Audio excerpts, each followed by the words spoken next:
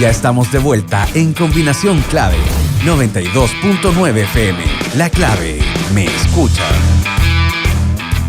Empieza tu día con toda la energía natural de Marley Coffee, un café de grano orgánico molido al instante con leche descremada. Prueba el sabor de Marley Coffee en sus 12 exquisitas y variadas mezclas que te esperan para recargar tu día. Con Marley Coffee disfruta tu día con toda la onda. Y tenemos esta sección martes y jueves para presentar a candidatos a la Comisión Constitucional.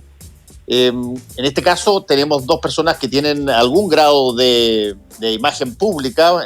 Normalmente esta sección está puesta para personas que tienen muy poca imagen pública, pero vamos a ir incluyendo a personas que también son candidatos y que tienen incluso un poco más de imagen pública. En primer lugar, saludamos a Tomás Recart, ingeniero civil, máster en Administración Pública, director ejecutivo de Enseña Chile. Él va por el Distrito 11 como independiente, en lista Independientes con Chile. Tomás, ¿cómo estás? Hola, Fernando. Gracias por la invitación. Feliz de estar acá. Encantado. Y está también con nosotros Gonzalo Bacigalupe, es el académico, salubrista, profesor de la Universidad de Massachusetts. Él va por el Distrito 9, independiente en lista Apruebo Dignidad. ¿Cómo estás, Gonzalo? Hola, ¿cómo estás? Lo primero que siempre hacemos en esta sección es pedirle a ambos que describan el distrito. Tomás, el tuyo, el 11, que es probablemente uno de los más conocidos. Mi distrito son 5 comunas: Peñalolén, La Reina, Barrenechea, Las Condes y Vitacura, y tiene aunque siempre se le reconoce como el distrito del rechazo, no es así, porque son 5 comunas, no las 3 que uno suele asociar al rechazo, y además tiene temas muy variados. Por ejemplo, Peñalolén, el tema es la vivienda. La Reina es una comuna muy ecológica, muy orientada hacia los animales. Las Condes tiene variados temas y Vitacura principalmente le importa lo que es la propiedad privada. Entonces, hemos tenido que hablar y educar de cierta manera que la Constitución es mucho más que eso y que todos los temas son importantes y obviamente poder dar la respuesta del caso. Sí. El caso tuyo, Gonzalo Bacigalupe, Distrito 9. Bueno, el Distrito 9 tiene 8 comunas: Cerro Navia, Quinta Normal, Conchalí, Huechuraba, Regoleta, Renque, Independencia y Lo Prado. Es uno de los distritos más grandes, casi 1 millón de personas. Es el distrito que la gente del distrito 10 y 11 fundamentalmente conoce porque pasa muy rápido desde su comuna al aeropuerto Pudahuel, por cualquiera de las dos grandes accesos a ello, tanto a la derecha como a la izquierda. Es un distrito muy tradicional que no se considera en la percepción de las políticas públicas. Es un distrito muy olvidado, con muchas promesas. Es un distrito además muy luchador, es muy de izquierda, diría yo, donde además cuando uno camina por el territorio pareciera estar en otro lugar. Es un lugar que no se ve en la televisión, es un lugar que no escuchamos, y muy rico en muchas tradiciones. Es un distrito además que en este momento tiene un influjo grande de inmigrantes. Hay mucho desempleo y hay mucha enfermedad. Una cosa que probablemente saltó mucho más presentemente recién con la decisión de modificar el calendario de elecciones, Tomás y Gonzalo. A ti primero, Tomás. ¿Cómo afecta esto la campaña que ustedes están haciendo? Muy buena pregunta, Fernando. Afecta sin duda porque los independientes tenemos menos recursos, y no solamente recursos económicos, sino que además hay todo un aparataje de los partidos por detrás que sin duda ayuda. Y uno viene corriendo una carrera, le quedan 200 metros, ya ve el Gatorade ahí esperando para poder recuperarse y te dicen que no son 200 metros, son 3 kilómetros más. Y hay que aguantar el aire, pues es mucho el desgaste y obviamente se nos va a hacer difícil, pero sin duda lo más importante es la salud. Entonces eso no se discute y aquí hay que aperrar, como se dice en buen chileno. Pero insisto en el tema de que ya sabíamos que para los independientes era cuesta arriba. Ojo que en la Constitución del 80, el artículo 18, habla de igualdad de oportunidades entre independientes y gente en partidos políticos, pero se nos hace cada vez más difícil, es muy complejo y hay todo un análisis en el fondo de cómo de verdad tener igualdad de oportunidades en las elecciones de gente que va sin un partido político. ¿El caso tuyo, Gonzalo?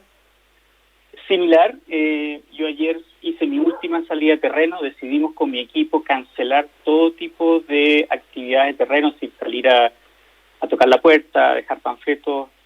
Nosotros tenemos una campaña, yo diría, que es modesta, que es de conversación, no estamos usando ni palomas, ni avisos radiales, ni nada de eso, que muchos candidatos en mi distrito tienen sumas millonarias para poder hacerlo, además de la estructura partidaria que les permite hacerlo. En general yo diría que el impacto es muy grande y yo tengo serias dudas de que se pueda controlar esto en 6-7 semanas.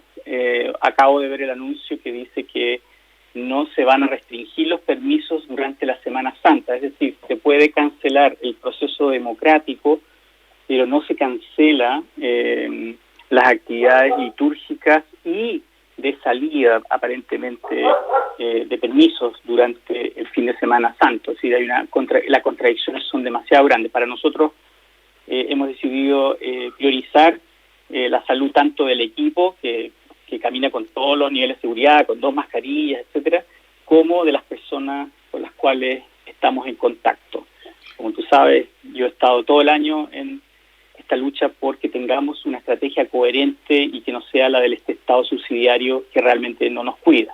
Y con una apuesta respecto a las vacunas que es muy peligrosa.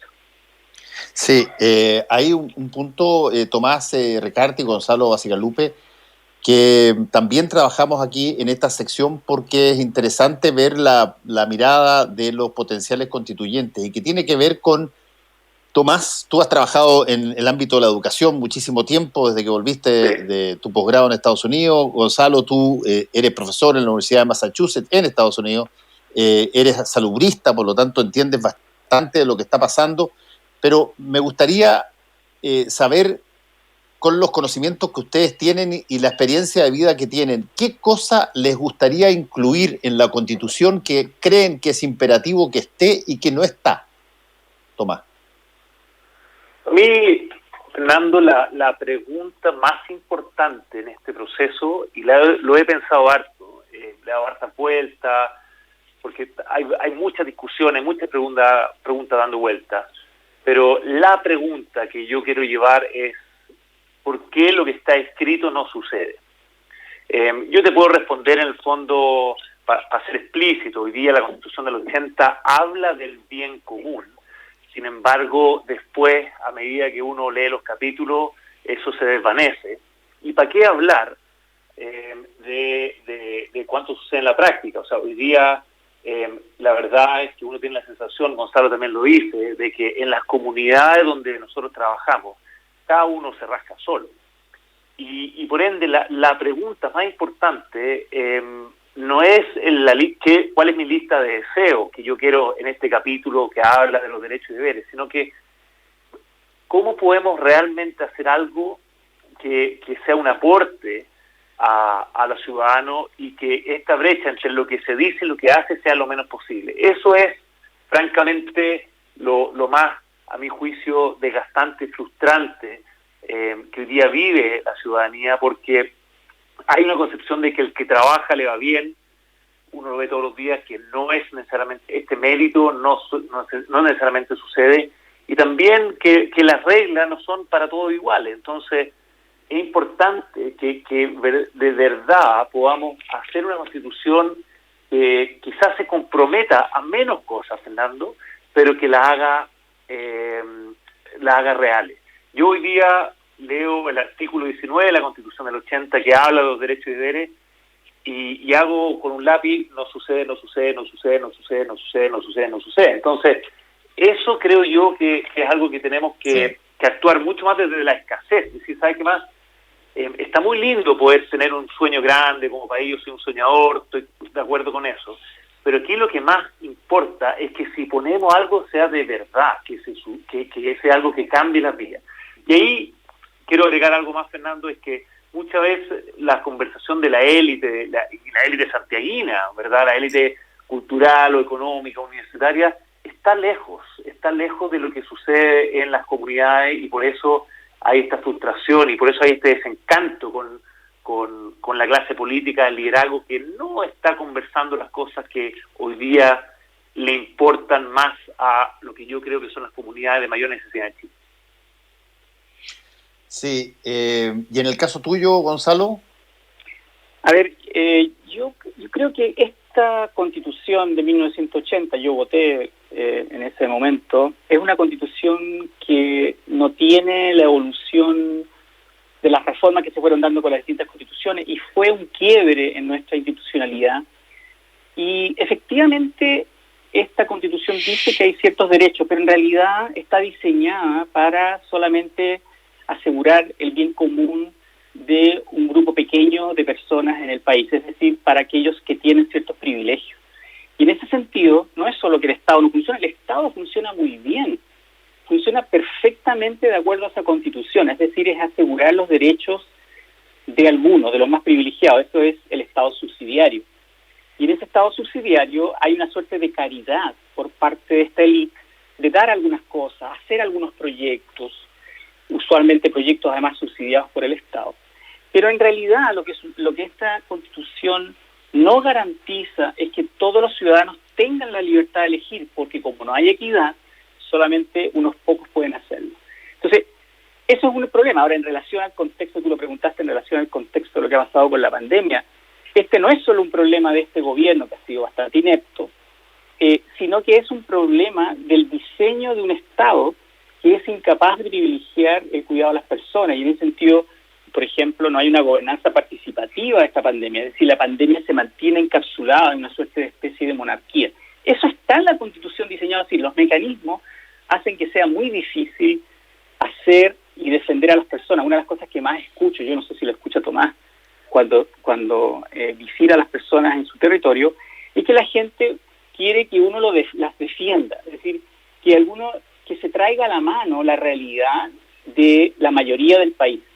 Y esa mayoría del país, insisto, no está necesariamente en distritos como el 11 o la mayoría del distrito 10, y es la ideología que, por así decirlo, uno la encuentra en los medios, en el Estado, en las elecciones, y no solo en el gobierno, sino que en la élite política en general. En ese sentido estoy totalmente de acuerdo con Tomás. No todo es culpa de un gobierno, sino que del diseño del Estado. Y el diseño del Estado, cómo se distribuyen los poderes y qué importa los valores fundamentales, están usualmente en un preámbulo de la Constitución, son los de esta Constitución. Y en ese sentido, este Estado funciona muy bien, sigue muy bien la Constitución. En ese sentido, por eso sueño con una Constitución que es completamente distinta y que le da mucho más poder a la soberanía popular en temas que en general la derecha no quiere hablar, y que incluso algunos independientes que no quieren hablar.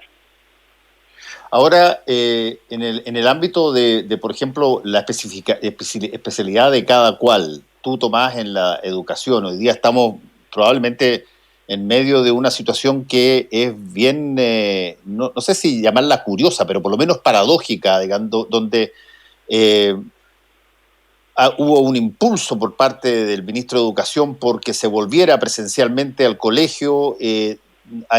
No tenemos la posibilidad de sustituir eso en términos masivos con tecnología. Tenemos, y eso se ha notado, tenemos una infraestructura de telecomunicaciones que es bastante menos potente que lo que creíamos que teníamos para, por ejemplo, entre otras cosas, poder salvar situaciones como esta. ¿Qué ámbito de la educación tú, sobre todo que has trabajado mucho como director ejecutivo de Enseña Chile, ves particularmente necesario de incluir en las conversaciones de la Constitución? Gracias, Fernando. Yo quiero tomarme de la respuesta anterior de Gonzalo, en decir de que yo concuerdo con Gonzalo de que llámese mercado o esta idea hipotética que los padres pueden elegir no es cierto. Hoy día eligen lo que está dentro de la distancia asequible, hogar, asequible, claro. Entonces, ¿y para qué hablar de la parte geográfica? O sea, Chile también, agregando lo que dice Gonzalo, Chile tiene un centralismo feroz. O sea, si uno ve las atribuciones de un alcalde en Chile versus las atribuciones de un alcalde en cualquier país de Latinoamérica, la atribución del alcalde en Chile es por lejos la menor. Entonces, sumando lo que dice Gonzalo, yo sí quiero decir que el Estado no funciona bien. No funciona bien en educación, por ejemplo, y puedo dar otro ejemplo, transporte. O sea, el transporte se privatizó, se liberalizó totalmente, el uso de suelo también en los 80, y después vino el Transantiago y lo hizo igual de mal. Educación, por ejemplo, se hizo una tremenda en los últimos 10 años hemos duplicado la inversión en educación, 188% de aumento, así para ser bien exacto, y hoy día hay 880.000 pesos más en el sector público que en el sector particular subvencionado por estudiantes, y no hay mejores resultados. Entonces, yo no estoy a favor llámese del mercado, pero también tenemos que tener un ojo crítico en qué es lo que pasa con el Estado. Entonces, para ir a tu pregunta, lo primero es que la educación sea un derecho fundamental de todo niño y niña. ¿Y por qué digo eso? Porque hoy día, si uno recorre Chile, se da cuenta que muchos niños quieren ir a la escuela o quieren ir al liceo, pero no pueden. ¿Y por qué no pueden? Uno, porque muchas veces los papás no quieren, tienen que trabajar, y dos, porque en la educación pública hemos tenido estos últimos 5 o 7 años mucho paro y toma prolongado que ha destruido nuestra educación pública. Yo soy muy pro educación pública, creo que es el carro que tira el resto de la educación. Y no hay modelo o ningún sistema de educación que perdure, y si es que está con ese nivel de paro y toma. Yo hoy día estoy en mi casa con mis 4 niños, mi señora trabaja, es muy complicado, es muy difícil. Entonces, uno, eso básico. Segundo, tomando el tema de Gonzalo, yo creo, por ejemplo, dice que la libertad de enseñanza, pero esa libertad muchas veces, o estos últimos 40 años, se tomó como la ausencia de reglas. Y yo creo, Fernando, en un buen árbitro. Yo no creo que tengamos que ponerle 5 árbitros a este partido, llámese, pero que haya uno y que lo haga bien. Y el Estado no es un buen regulador en educación. No vela por la calidad. Vela por otras cosas, pero no se preocupa y no vela para que las cosas realmente se hagan bien. Segundo. Y tercero, esto lo he pensado harto, Fernando, y lo relaciono a lo que dije antes, que la ciudadanía está en otra. Yo sí creo que debe ponernos objetivos mucho más concretos, por ejemplo, en educación, que es que todo niño y niña en segundo básico pueda leer. A veces es tan etéreo lo que pasa en la Constitución, la del 80 especialmente, es súper poco clara y ambigua en varias partes, y yo sí creo que deberíamos poner ciertos objetivos de aquí a 10 años, porque si no se lo lleva al viento, es muy interpretable, y muchos difieren conmigo porque creen que la Constitución es algo más amplio, pero hoy día con esa amplitud no llegamos a ningún lado y no apretamos nada. Y a mí me gustaría poner cosas como en segundo básico todo chileno debiera aprender a leer, o si no, las palabras se las lleva al viento. Interesante de generar condiciones que sean verificables, entre otras cosas. Claro.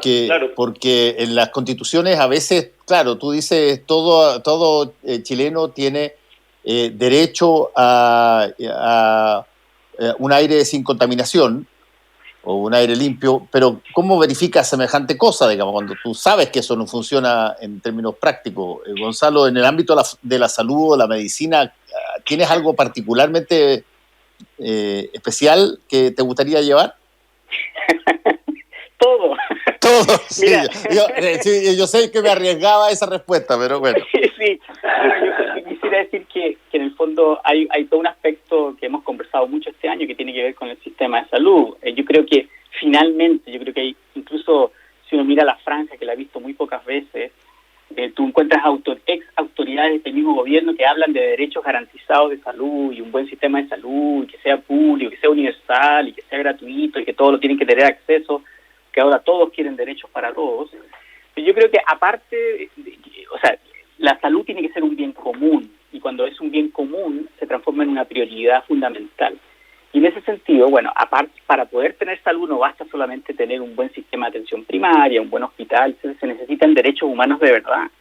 Se necesita que tengamos acceso a vivienda digna, necesitamos un acceso a una educación universal, gratuita, cerca de tu casa, donde no son los padres los que eligen el colegio, sino que alguna vez tú eliges todos los colegios, porque todos los colegios son buenos, donde haya seguridad, donde haya dignidad, donde tengamos un ingreso mínimo, etc. Todas esas cosas que claramente ponen al país que fantástico en el que vivíamos, el país de los milagros, se puso en cuestión con la pandemia. Si vivimos en un país en el cual no se puede asegurar la salud porque no se pueden asegurar una serie de otros derechos. Si sabemos que la diferencia entre lo que sucede en Cerro Navia y Vitacura, por ejemplo, en relación a esta pandemia, en términos de fallecidos, por así decirlo, por ejemplo, no solamente tiene que ver con el acceso a la salud, a un hospital, que ahora está en cuestión, sino que tiene que ver con tu calidad de vida y tu capacidad de tratar las enfermedades crónicas, de tener acceso a ejercicio, de no tener que, lo mencionaba recién Tomás, un transporte digno, digamos, etcétera, etcétera, todas esas cosas. Entonces, para poder tener como buen vivir, ¿no? Se necesitan estos otros derechos garantizados, se necesita seguridad, saber que no te van a asaltar, que no te van a violar, que si vas a una comisaría es porque te van a proteger, etcétera, etcétera, etcétera. Entonces, yo creo que eso es fundamental. Ahora, yo quisiera agregar algo que es importante en términos del distrito, y en realidad es válido para todos los distritos, pero a veces se olvidan que, por ejemplo, los derechos a la naturaleza son fundamentales también. No podemos seguir pensando en la naturaleza simplemente como un recurso a explotar, incluso cuando se intente mitigar su efecto. Yo creo que aquí hay que empezar a pensar mucho más claro, algo que no está en la Constitución. La Constitución solamente habla de proteger el ambiente, pero en realidad los derechos a la naturaleza finalmente son superditados a los de la propiedad privada. Y yo creo que ahí es muy importante, y lo digo porque eso también tiene que ver con la salud. Por ejemplo, en el Distrito 9 hay muchos cerros islas que están continuamente enfrentados a la presión inmobiliaria, por un lado, la presión boutique de inmobiliaria o de viviendas sociales o tomas o microbasurales que reflejan la incapacidad que tenemos de proveer a las personas un lugar digno para que puedan vivir, y no solo un lugar, una casa, sino que además un espacio que las personas puedan disfrutar y que puedan de alguna manera también ellos comprometerse a proteger. Sí, Fernando. Sí, dale, Tomás. Para complementar lo que dice Gonzalo, estamos muy de acuerdo que finalmente las personas tienen que acceder a bienes fundamentales. Y yo lo he puesto como que tu origen no puede determinar tu futuro. Y eso es el acceso equitativo a bienes públicos como la educación, la salud, la seguridad, la ciudad, el medio ambiente. Y uno podría, en el fondo, hacer una lista. Y yo digo siempre desde la escasez también. No podemos tener 20, tenemos que tener las cosas básicas.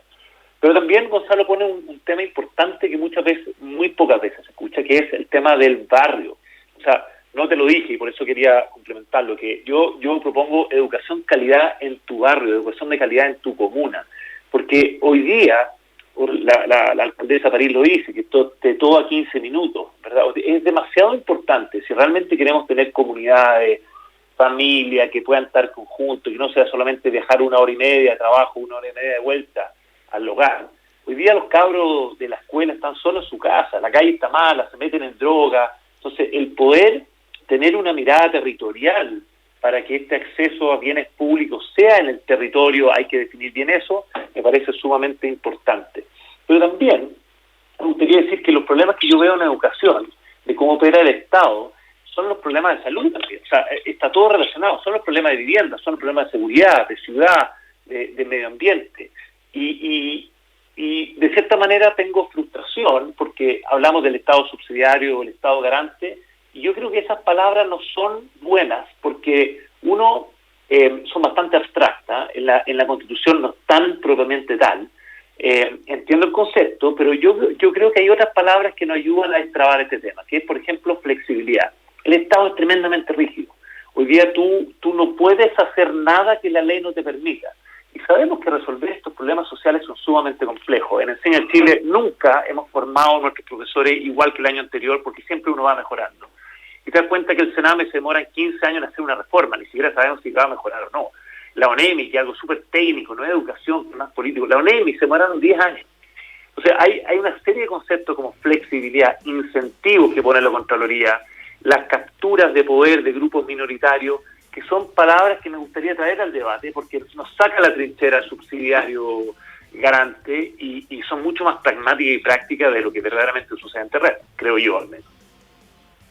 Sí, por último, me queda prácticamente nada, pero les quiero preguntar ¿cuál es la disposición que los constituyentes tienen para algo que va a ser esencial? Porque si es que va a haber constitución, en gran medida no va a ser solamente porque se apruebe por gran mayoría, sino que tiene que haber una discusión, una aceptación de que uno no puede conseguir todo lo que quiere. ¿Cuál es la disposición para ser constituyente, Gonzalo y Tomás? Gonzalo, un minuto. Bueno, yo creo que el proceso constituyente está atrapado, no es está con la cancha dispareja y no deja y no enfatiza la importancia de la soberanía popular. En ese sentido, yo creo que el reglamento va a tener que incluir muchas consultas ciudadanas y la capacidad de realmente engancharse con la gente. El proceso constituyente tiene que ser abierto, tiene que ser transparente y tiene que ser reparador, de verdad. Esto no va a poder no se resuelve con este asunto de los 2 tercios, 1 tercio. Tiene que abrirse a la ciudadanía. Por ejemplo, yo propongo que el aborto debe ser libre, pero eso debe ser una decisión que se va a entrampar rápidamente en la discusión, porque obviamente la derecha va a tener más de 1 tercio y hay muchos otros que no necesariamente están en la derecha que van a votar en contra de ello. Entonces, por eso son consultas ciudadanas. Se requiere además, por ejemplo, decidir si es que vamos a seguir con este régimen presidencial, que obviamente no debiera ser. Tenemos que tener un parlamento mucho más empoderado y firme para poder además tener cuestiones revocatorias de las autoridades. Entonces, esas cosas hay que decidirlas no solo en esta guerrita, digamos, entre los que sacan elegidos, sino que tiene que ser abierto a las personas, porque fueron las personas movilizadas en la revuelta de octubre las que lograron que tengamos esta discusión en este momento. Sí. Y últimas palabras, Tomás, muy cortito. Fernando, yo soy independiente y no fui por ningún partido ni independiente con partido, justamente porque creo que hoy día hay mucha gente atrincherada y ojalá pueda ser bisagra, ojalá pueda reconocer cosas buenas en ambos lados y poder cuestionar cosas de ambos lados. Hoy día la Convención Constitucional fue votada con un 80% y mis cálculos son de que entre 10 y 15 personas, o sea, menos del 10% van a ser independientes. No tengo por qué ser yo, pero creo que esos independientes van a ser cruciales para destrabar estas discusiones y poner otros conceptos sobre la mesa y sacar hoy día de grupos que yo veo muy atrincherados. Queremos llegar a acuerdos, es importante que esta convención funcione. Yo estoy de acuerdo con Gonzalo que tiene que haber participación ciudadana, pero ya hay participación ciudadana en esta votación. Por ende, hay un cierto balance que tenemos que tener y por eso el rol de los independientes a mí me parece clave. Bueno, les quiero agradecer a Tomás Recart y también a Gonzalo Bacigalupe, que les vaya muy bien y estaremos conversando más temprano que tarde de nuevo. Gracias, que les vaya bien. Gracias, Fernando. Gracias, Gonzalo. Que estén muy bien. Gracias, Tomás. Chao. Porque la información, opinión y debate son una combinación clave. Escuchas a Fernando Paulsen por la 92.9 en Santiago.